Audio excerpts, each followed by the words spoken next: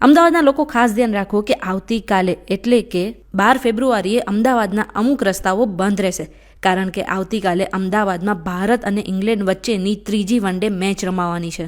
આ મેચને લઈને traffic diversion આપવામાં આવ્યું છે અને બુધવારે જનપથ ટીથી મોદી સ્ટેડિયમથી લઈને મોટેરા ગામ સુધીનો રોડ જે છે એ સવારે 9 વાગ્યાથી લઈને મેચ પૂરી નહીં થાય ને ત્યાં સુધી બંધ રહેશે. પોલીસ કમિશનરે બહાર પાડેલા જાહેરનામા અનુસાર વાહન ચાલકો તપોવન સર્કલથી ONGC 4 રસ્તા થઈને વિસદથી વાયા જનપથથી અવરજવર કરી શકે છે.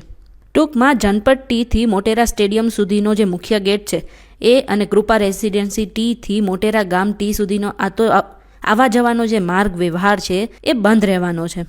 તમે કયા રસ્તે અવરજવર કરી શકશો એના વિશે પણ વાત કરી લઈએ તો કૃપા રેસિડેન્સીથી શરણ સ્ટેટસ 4 રસ્તા થઈને ભાટ કોટેશ્વર રોડથી અપોલો સર્કલ તરફ જઈને તમે અવરજવર કરી શકો છો.